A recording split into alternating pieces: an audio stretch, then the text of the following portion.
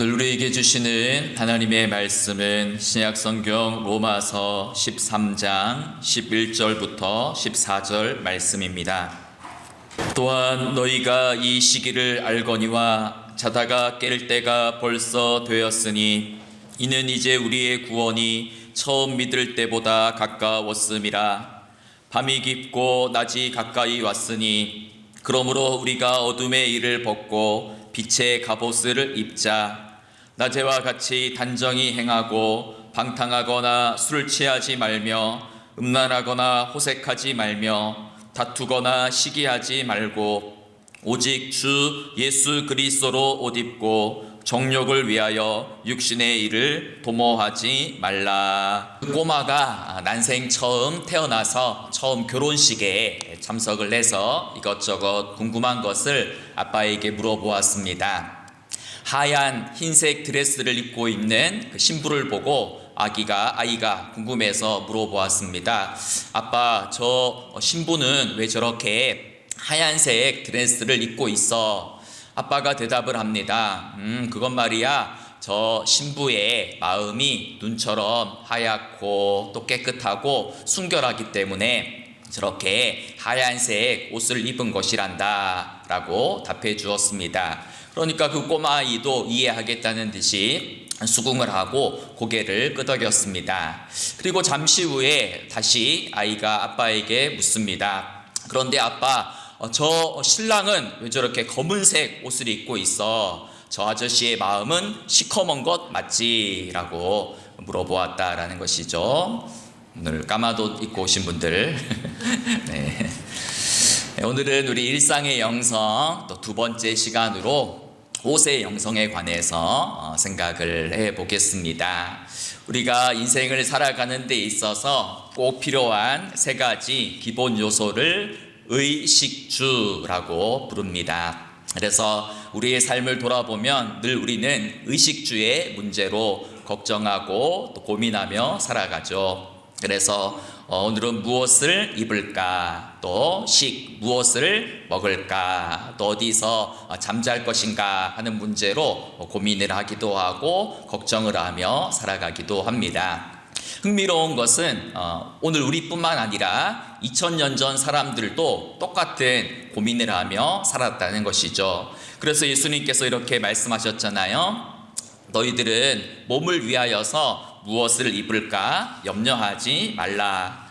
또 너희가 어찌 의복을 위하여 염려하느냐. 들의 백합화가 어떻게 자라는가 생각하여 보라라고 말씀하셨습니다. 아마도 당시 사람들도 우리들처럼 무엇을 입을까의 문제로 걱정하며 또 고민하며 살았다는 것을 엿볼 수 있는 그러한 대목입니다. 우리는 하루 종일 옷을 입고 살아갑니다. 이 옷을 벗어나서 옷과 뗄래야 뗄 수 없이 우리는 하루 종일 옷을 입고 또 일상 속에서 옷은 우리의 삶과 너무나도 밀접한 관련을 맺고 있습니다. 옷은 어떤 기능을 할까요? 가장 먼저 옷은 추위와 더위로부터 우리의 몸을 보호하고 또 체온을 유지하고 또 우리의 부끄러운 곳 수치를 가려주는 그러한 역할을 수행하죠. 그런데 옷에는 이러한 단순한 기능 넘어서 상징적인 그러한 의미가 내포되어져 있습니다. 그래서 과거에는 오랜 옛날에는 옷이 곧 그 사람의 계급이자 신분이었습니다. 그래서 그 사람이 입은 옷을 보면 저 사람이 왕족인지 귀족인지 평민인지 노예인지를 한눈에 알아차릴 수가 있었죠. 현대에도 옷은 직업과 소속을 드러냅니다. 그래서 군복을 입은 사람을 보면 저 사람은 군인이구나. 그리고 의사는 의사 가운을 입습니다. 옷을 보고서 그 사람의 직무와 위치를 어느 정도 가늠하는 것입니다. 더 나아가서 이제 현대인들에게 옷이라는 것은 단순히 어떤 나의 신분만을 드러내는 것이 아니고 그 사람의 개성이나 가치관이나 심리 상태까지도 반영하고 있다라는 것이죠. 그래서 심리학자들에 따르면 이 색깔에 큰 변화가 없는 무채색의 옷을 입는 사람들은 이 삶의 변화를 싫어하는 그러한 경향이 있다라고 합니다. 그리고 아주 값비싼 명품 옷을 좋아하는 사람은 감정의 기복이 또 심하고, 또 자주 옷을 사고 옷을 쇼핑하는 사람은 내면이나 심리 상태가 불안정하다라는 그런 이야기도 있습니다. 이처럼 옷이라는 것은 단순히 우리의 몸을 가려주는 그러한 촌 조각이 아니라 우리의 어떤 신분이나 정체성을 드러내고, 또 우리의 심리 상태와 내면까지도 고스란히 반영하는 그러한 거울과도 같다라고 볼 수 있죠. 성경에는 옷에 관해서 뭐라고 이야기할까요? 성경에 나오는 최초의 옷은 뭐죠? 우리가 쉽게 떠올리는 것처럼 아담과 하와가 범죄한 직후 자신이 벗은 줄을 알고 부끄러워해서 무화과 나무 잎을 따다다가 치마로 엮은 것이 바로 최초의 옷이었습니다. 그런데 이 옷은 무화과 나무 잎으로 만들었으니까 금방 시들어버리고 말라버릴 수밖에 없었습니다. 이에 하나님께서는 그들을 위하여서 짐승을 잡아서 아담과 하와를 위하여 가죽옷을 지어 입혀 주시면서 그들의 부끄러움과 수치를 덮어 주셨다라는 것이죠. 그래서 이 가죽옷을 인류 최초의 옷이다라고 이야기를 하는데, 이 가죽옷은 무엇을 뜻하겠습니까? 바로 우리 인간을 향한 하나님의 보호하심과 은혜를 상징합니다. 또 더 나아가서 이 가죽옷은 예수 그리스도의 구원의 사역을 예표하고 있습니다. 그래서 우리는 매일 아침 옷을 입을 때마다 우리를 보호하시고 우리를 은혜로 덮어주시는 하나님의 그 사랑을 생각하면서 옷을 입어야 되고, 또 우리의 모든 죄와 수치를 덮어주시는 예수 그리스도의 그 구원의 사역을 생각하고 묵상하면서 그렇게 옷을 입어야 될 것입니다. 성경에는 옷에 대한 이야기가 종종 나옵니다. 특별히 옷에 대해서 잘못된 욕심을 품고 있다가 비참한 그러한 사건을 겪은 사람들의 이야기가 나오죠. 그래서 우리가 잘 알듯이 여호수아 7장에 보면 이 아간이라는 사람은 여리고 성에 있는 모든 전리품을 진멸하라는 하나님의 명령을 어기고 시날산의 아름다운 외투 한 벌을 몰래 숨겨두었다가 비참한 최후를 맞이하게 되지요. 또 열왕기하 5장에 보면 게하시라는 사람이 나오죠. 나아만 장군으로부터 옷 2벌을 몰래 속여서 취했다가 나병에 걸리는 그러한 사건이 나오기도 합니다. 이처럼 옷에 대한 허영과 탐심은 또한 비극으로 이어질 수밖에 없다라는 것을 성경은 경고하고 있지요. 그래서 예수님께서도 제자들을 파송하시면서 뭐라고 말씀하셨습니까? 너희가 2벌 옷을 가지지 말라라고 말씀하셨습니다. 당시 이제 팔레스틴 지역은 낮과 밤의 일교차가 심하기 때문에 이 옷은 단순히 옷이 아니고 이불의 대용품으로 쓰였습니다. 그래서 옷이라는 것은 당시 사람들에게는 생명과 직결되는 그러한 필수 품목이었습니다. 그런데도 예수님께서는 제자들을 향하여서 너희는 2벌 옷을 가지지 말아라, 한 벌로 만족하며 살아라 라고 말씀하는 것입니다. 이것은 무슨 의미일까요? 너희들은 하나님이 공급해 주시는 옷, 하나님의 은혜에 의지해서 살아가는 존재다라는 것을 고백하며 살아가라라는 그런 의미가 담겨져 있는 것입니다. 아마 당시에도 이 옷이라는 것은 사치하기 쉽고 또 욕심 부리기 쉬운 것이었기 때문에 예수님께서 그것에 대해서 경계하셨는지도 모르겠습니다. 이런 이제 이야기가 있습니다. 평소 자신을 꾸미고 이제 옷을 자주 쇼핑하는 한 여성이 있었습니다. 그래서 이 여성이 이제 천주교 카톨릭을 믿는데 신부를 찾아가서 고해 성사를 냈습니다. 신부님, 저는 너무 이 옷에 대한 사치가 심해가지고 돈도 많이 낭비하는데 어떻게 하면 이 사치를 줄일 수가 있을까요? 라고 물었습니다. 그러자 신부가 이런 이제 대답을 해 주었습니다. 예, 자매님, 앞으로는 쇼핑을 하다가 이제 옷이 눈에 띄면 사탄이 속삭일 때마다 이렇게 외치십시오. 사탄아, 내 뒤로 물러가라 라고 이렇게 선포하면서 옷에 대한 그러한 욕심을 물리치시기 바랍니다 라고 이야기해 주었습니다. 그런데 이제 몇 주가 지나지 않아 이 여성이 또 똑같은 비싼 옷을 입고 와가지고 똑같은 고해성사를 하는 겁니다. 그랬더니 신부님이 아니 지난번에 내가 알려준 대로 왜 하지 않았느냐라고 물었습니다. 그랬더니 여성이 이렇게 대답했다라는 거죠. 예, 신부님이 가르쳐 주신 그대로 했습니다. 옷가게 앞을 지날 때에 사탄이 속삭이길래 사탄아 내 뒤로 물러가라 라고 선포했습니다. 그런데 사탄이 제 뒤로 물러서더니 뒤에서 보니 더 예쁘네, 저 옷을 사라 라고 해가지고 그 옷을 샀습니다 라고 이렇게 대답했다라는 것이죠. 우스갯소리지만 우리에게 또 교훈해 주는 바가 있습니다.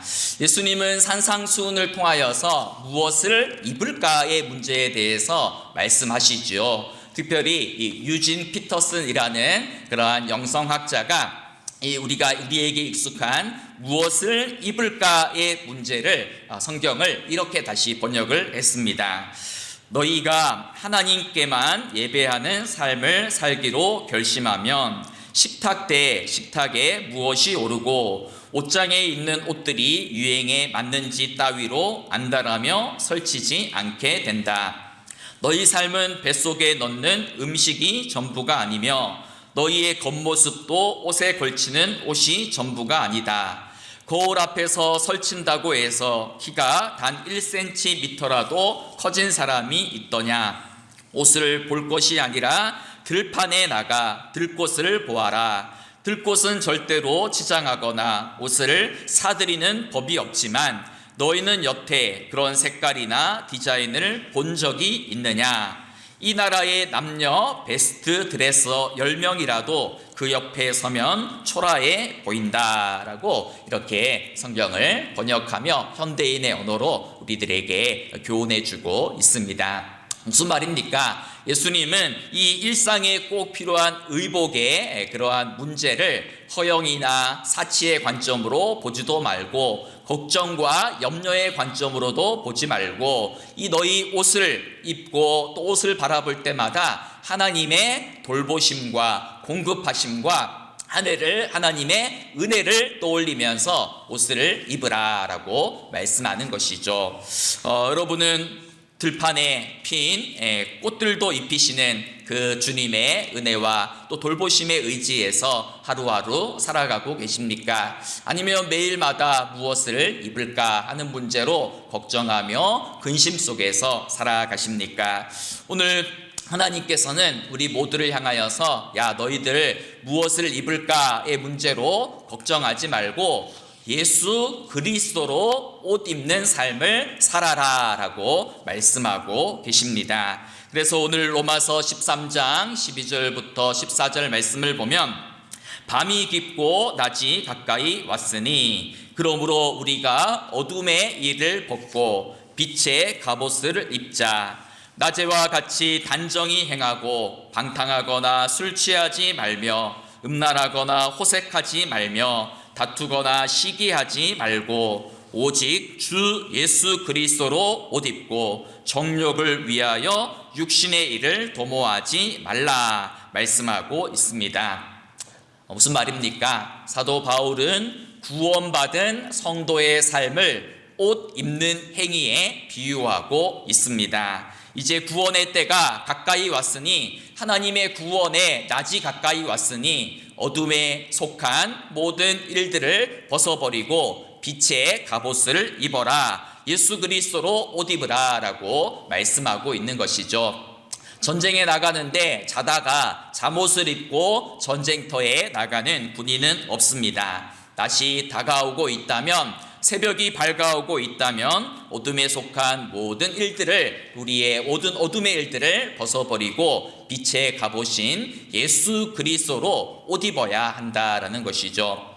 영국의 전설적인 설교자 스펄전 목사가 이런 이야기를 했습니다. 성도가 죄를 짓는 것은 왕자가 화려한 예복을 입고 쓰레기통을 뒤지는 것과 같다라고 이렇게 이야기한 바 있습니다. 여러분, 우리는 예수님을 믿는 사람들이죠. 예수님을 믿고 하나님의 자녀가 된 우리들은 죄의 쓰레기통을 뒤지는 그러한 삶을 살아서는 안 된다라는 것입니다. 어둠에 속한 모든 일들을 벗어버리고 방탕하거나 술 취하거나 호색하거나 미워하거나 시기하지 말고 빛의 자녀답게 빛의 갑옷 예수 그리스도로 옷 입으라라고 말씀하는 것이죠. 그러면 예수 그리스도로 옷 입는다라는 것이 무슨 의미겠습니까? 세 가지를 생각할 수 있는데요. 첫 번째는 예수 그리스도로 옷 입는다라는 것은 우리 신분의 변화를 가리킵니다. 우리 신분이 바뀌었다라는 것이에요. 그래서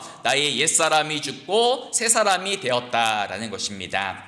성경을 읽다 보면 이 세례 받는 것 있잖아요. 물로 세례를 받는 그것을 예수 그리스도로 옷 입는 것과 연관지어서 말씀하는 대목이 나옵니다. 갈라디아서 3장 27절에 보면 이렇게 이야기하죠. 누구든지 그리스도와 합하기 위하여 세례를 받은 자는 그리스도로 옷 입었느니라 라고 말씀하고 있죠.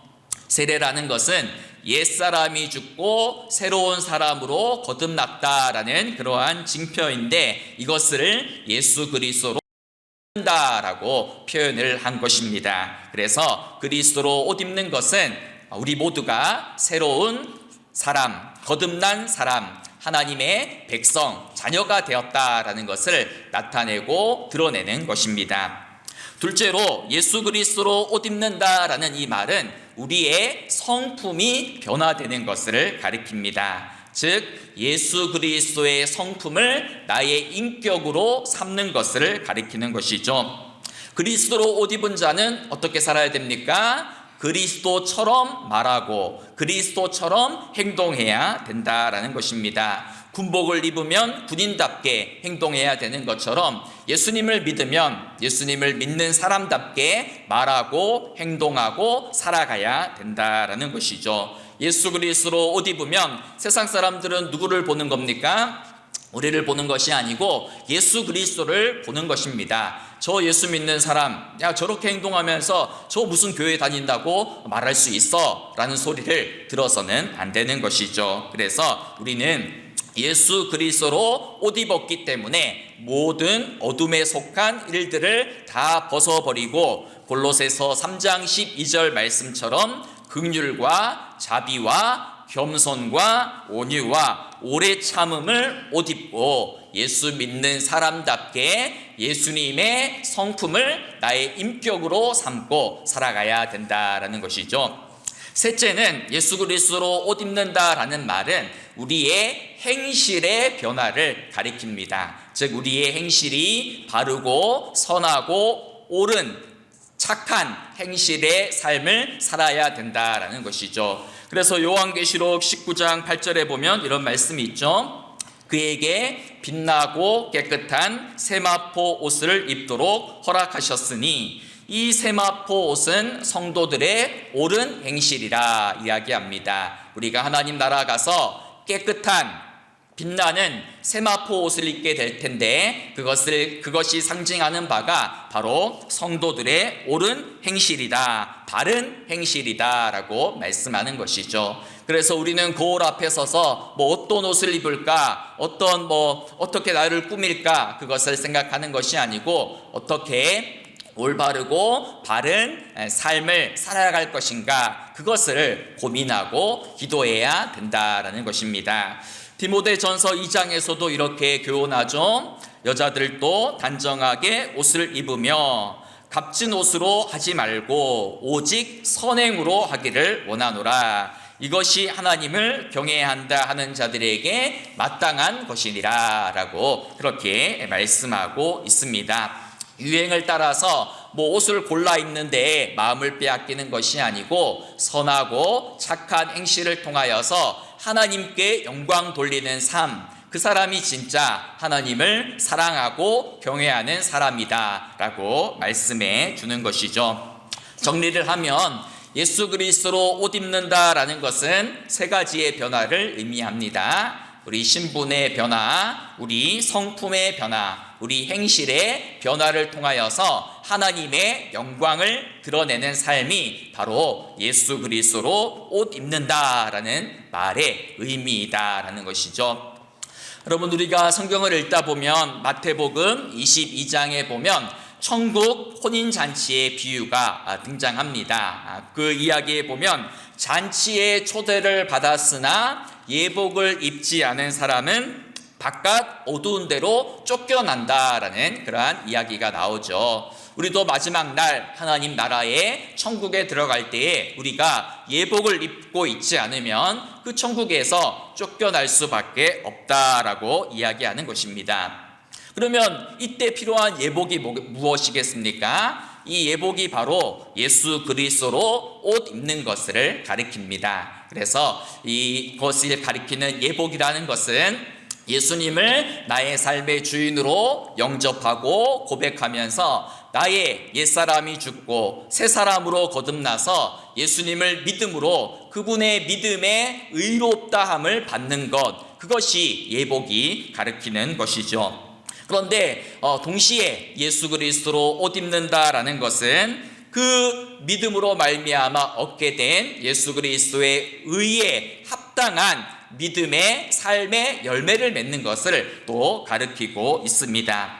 주인의 초대를 받은 사람은 그 초대에 합당한 삶을 살아가야 됩니다. 당시에는 이 잔치에 초대를 하면 잔치에 올 때 무슨 일이 있냐면요, 자기가 입고 있던 옷을 벗고 그 주인이 제공하는 예복을 입고 그 잔치 자리에 참여를 해야 됩니다. 그런데 나는 그 잔치에 참여하고서도 나는 이 주인이 주는 옷을 입기 싫어하고 그냥 그대로 자기가 입고 있던 죄악의 옷을 입고 있으면 그 잔치 자리에서 쫓겨날 수밖에 없다라는 것이죠. 그래서 주님은 말씀하시죠. 청함을 받은 자는 많되 택함을 입은 자는 적다라고 이야기를 하는 것입니다. 여러분, 잔치 자리에는 누구나 올 수 있어요. 복음은 누구에게나 열려 있고 복음은 모든 사람에게 기회를 줍니다. 하지만 그 부르심을 받은, 그 초대를 받은 사람이 그 은혜를 값싸게 여기고 아무렇게나 살아가서는 안 된다라는 것입니다.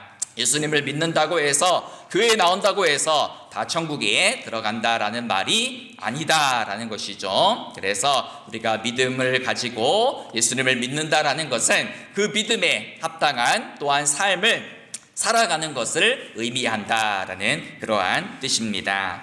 여러분, 오늘 여러분은 또 어떤 옷을 입고 이 자리에 나오셨습니까? 거울 앞에서 나의 외모를 점검하고 옷 매무새를 가다듬듯이 하나님 앞에서, 하나님 말씀 앞에서 나의 영적인 옷을 또 가다듬고 점검하고 나오셨습니까? 우리는 일상에서 살아갈 때마다 매일 아침 옷을 입고 벗죠. 그 속에서 기도해야 됩니다. 옷장을 열 때마다, 거울 앞에 설 때마다 이렇게 스스로에게 질문하고 또한 기도해야 될 것입니다. 오늘 하루도 나는 죄악과 허영과 탐욕의 옷을 입을 것인가, 아니면 예수 그리스도로 옷 입을 것인가 라고 스스로에게 질문을 던지고 기도를 해야 되죠. 하나님, 오늘도 탐욕의 옷, 죄악의 옷, 허영의 옷 입지 않고 오직 예수 그리스도로 옷 입고 하나님의 영광을 드러내는 삶을 살게 해주십시오 라고 그렇게 매일마다 기도하면서